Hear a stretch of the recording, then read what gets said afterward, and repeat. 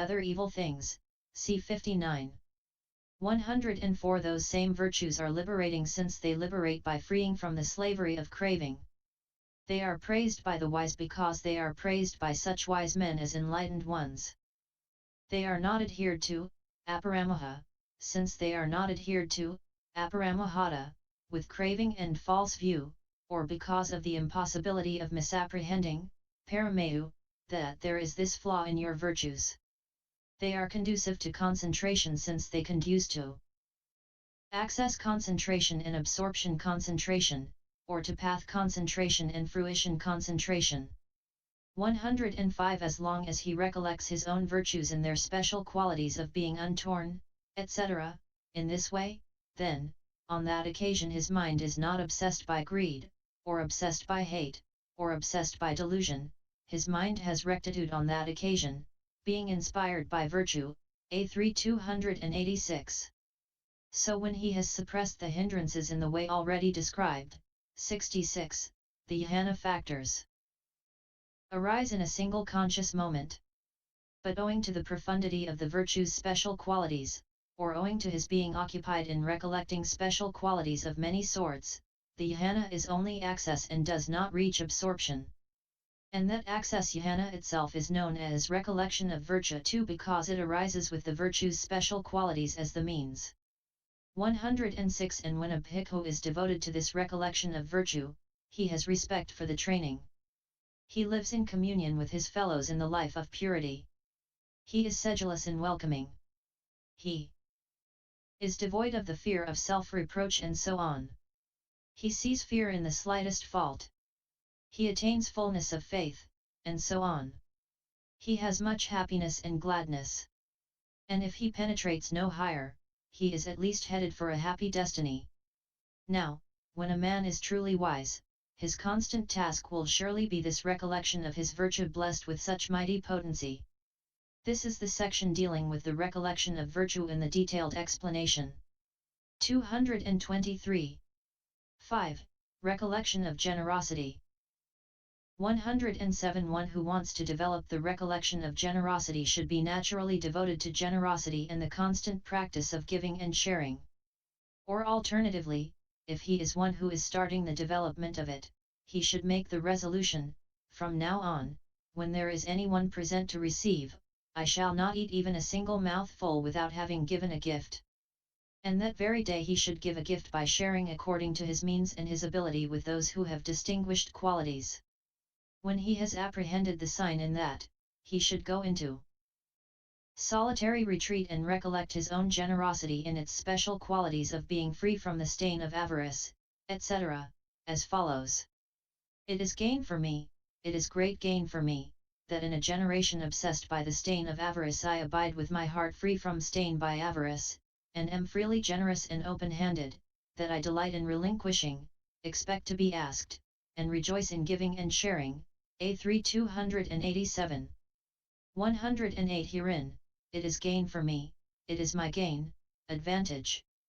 The intention is, I surely partake of those kinds of gain for a giver that have been commended by the Blessed One as follows: a man who gives life by giving food shall have life either divine or human, A342, and, a giver is loved and frequented by many, A340, and, one who gives is ever loved, according to the wise man's law, A341, and so on. 109 It is great gain for me, it is great gain for me that this dispensation, or the human state, has been gained by me. Why? Because of the fact that I abide with my mind free from stain by avarice, and rejoice in giving and sharing. 110 Herein, obsessed by the stain of avarice is overwhelmed by the stain of avarice. Generation, beings, so called owing to the fact of their being generated.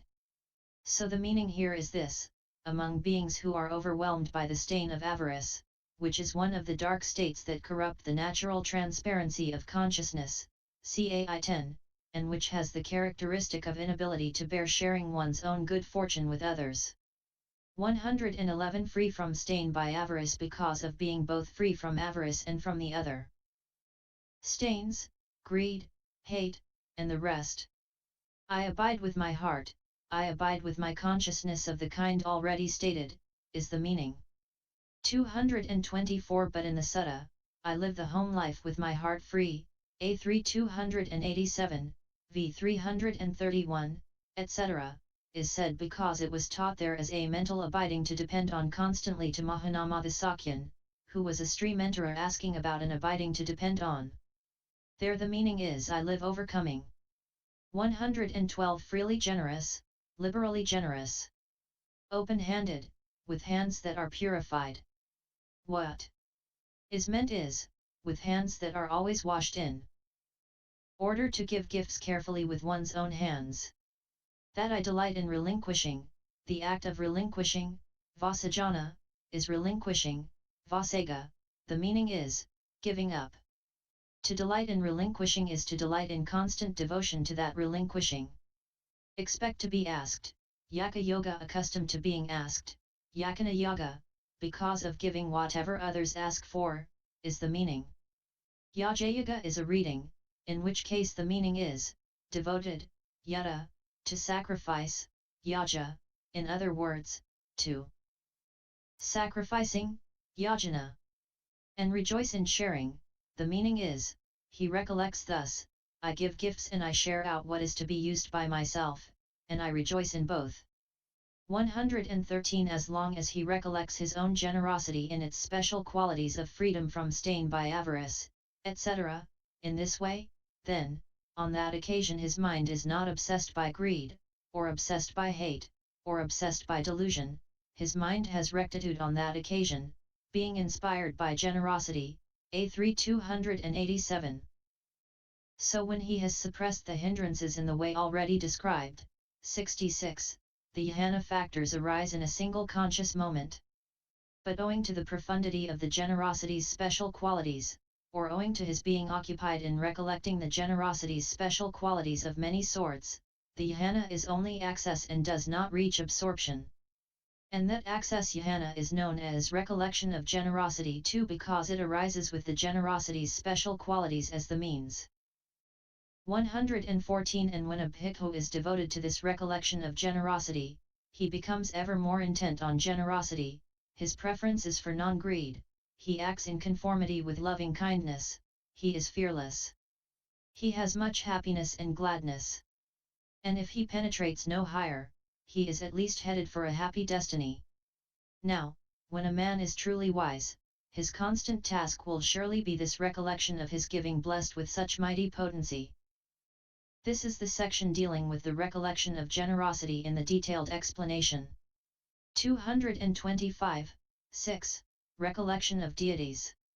115 One who wants to develop the recollection of deities should possess the special qualities of faith, etc., evoked by means of the noble path, and he should go into solitary retreat and recollect his own special qualities of faith, etc., with deities standing as witnesses, as follows. There are deities of the realm of the four kings, Devaketa Maharahaka, there are deities of the realm of the 33, Devatavati Isa, there are deities who are gone to divine bliss, Yama, who are contented, Tasita, who delight in creating, Nimanarati, who wield power over others' creations, Paranimatavasavati, there are deities of Brahma's retinue, Brahmakayaka, there are deities higher than that. And those deities were possessed of faith such that on dying here they were reborn there, and such faith is present in me too. And those deities were possessed of virtue, of learning, of generosity, of understanding. Such that when they died here they were reborn there, and such understanding is present in me too, A3 287. 116 In the sutta, however, it is said, on the occasion, Mahanama, on which a noble disciple recollects the faith, the virtue, the learning, the generosity, and the understanding that are both his own and of those deities, on that occasion his mind is not obsessed by greed. A3 287. Although this is said, it should nevertheless be understood as said for the purpose of showing that the special qualities of faith, etc., in oneself are those in the deities, making the deities stand as witnesses. For it is said definitely in the commentary, he recollects his own special qualities, making the deities stand as witnesses. 117 As long as in the prior stage he recollects the deity's special qualities of faith, etc., and in the later stage he recollects the special qualities of faith, etc., existing in himself, then, on that occasion his mind is not obsessed by greed, or obsessed by hate, or obsessed by delusion. His mind has rectitude on that occasion, being inspired by deities. A3 288. So when he has suppressed the hindrances in the way already stated, 66, the jhana factors arise in a single conscious moment. But owing to the profundity of the special qualities of faith, etc., or owing to his being occupied in recollecting special qualities of many sorts, the jhana is only access and does not reach absorption. And that access jhana itself is known as recollection of deities too, because it arises with the deity's special qualities as the means. 226. 118 And when a bhikkhu is devoted to this recollection of deities, he becomes dearly loved by deities. He obtains even greater fullness of faith. He has much happiness and gladness. And if he penetrates no higher, he is at least headed for a happy destiny. Now, when a man is truly wise, his constant task will surely be this recollection of deities blessed with such mighty potency. This is the section dealing with the recollection of deities in the detailed explanation. General. 119 Now, in setting forth the detail of these recollections, after the words, his mind has rectitude on that occasion, being inspired by the Perfect One, it is added, when a noble disciple's mind has rectitude, Mahanama, the meaning inspires him, the law inspires him, and the application of the law makes him glad. When he is glad, happiness is born in him. A3 285-88. Herein, the meaning inspires him should be understood as said of contentment inspired by the meaning beginning, this blessed one is such since he is. 2. The law inspires him is said of contentment inspired by the text. The application of the law makes him glad is said of both. CFMAI 173. 120 And when in the case of the recollection of deities inspired by deities is said, this should be understood as said either of the consciousness that occurs in the prior stage inspired by deities or of the consciousness that occurs in the later stage inspired by the special qualities that are similar to those of the deities and are productive of the deity's state. Cf 117. 121 These 6 recollections succeed only in noble disciples. For the special qualities of the enlightened one, the law, and the community, are evident to them, and they possess the virtue with the special qualities of untornness, etc. The generosity that is free from stain by avarice, and the special qualities of faith, etc., similar to those of deities. 122 And in the Mahanama Sutta, A3 285f, they are expounded in detail by the Blessed One in order to show a stream winner and abiding to depend upon when he asked for one. 123 Also in the Gita Sutta they are expounded in order that a noble disciple should purify his consciousness by means of the recollections and so attain further purification in the ultimate sense. Thus, here, Bhikkhus, a noble disciple recollects the Perfect One in this way, that blessed one is such since he is accomplished. His mind has rectitude on that occasion. He has renounced, 227 got free from, emerged from cupidity. Cupidity, bhikkhus, is a term for the 5 chords of sense desire. Some beings gain purity here by making this recollection their prop. A3 312. 124 And in the Sambadhikesa Sutta taught by the Venerable Mahakaccana they are expounded as the realization of the wide open through the susceptibility of purification that exists in the ultimate sense only in a noble disciple. Thus, it is wonderful, friends, it is marvelous how the realization of the wide open in the crowded house life has been discovered by the Blessed One who knows and sees, accomplished and fully enlightened, for the purification of beings, for the surmounting of sorrow and lamentation, for the ending of pain and grief, for the attainment of the true way, for the realization of nibbana, that is to say, the 6 stations of recollection. What 6?